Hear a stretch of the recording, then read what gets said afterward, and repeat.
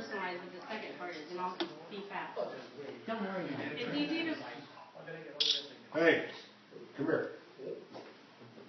It's easy to fall in love when you first meet. The world looks rosy, neither can do any wrong, nothing can touch you.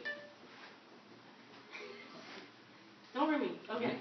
But as you grow into your relationship and realities of life, it's okay. Don't cry. I got a hangover, right?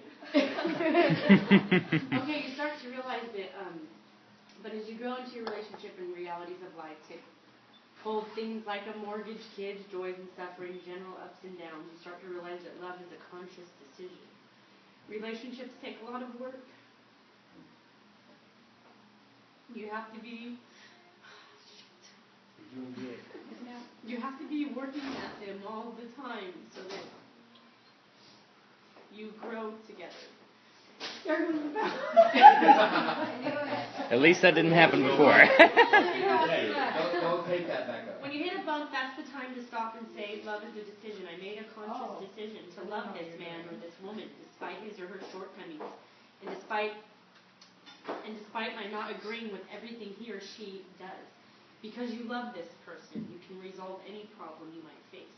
If you look at love in this way, nothing can stop you guys. Okay? I want to thank everybody for coming here. I'm going to shorten that up. I'm delighted to be here to celebrate this union of love. I've never spoke at a wedding before, not even my mother's. The first one I wasn't born yet, which was my father. The second, I'm just going to keep it real. I didn't care much for that dude. I embraced it for the simple fact that it made my mom happy, and that's all that counted. I didn't have to marry the guy. And the third time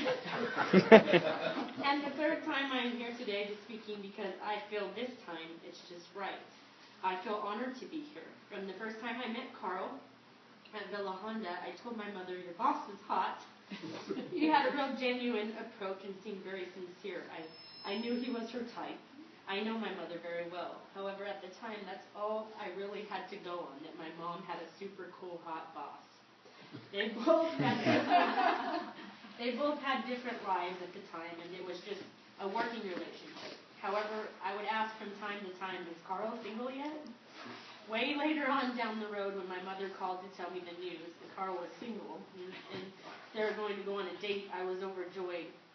There was just something about him. She had been single for a while. I knew she was ready for love. My mother probably didn't think so, but she sure was. We had enough parties with girls for a lifetime. It was her time. She even lost a few friends along the way because they couldn't stand by her side and accept what made her happy, which was settling down and being in love. A true friend would have never left. So rest assured, Mother, you didn't lose any real valuable friends.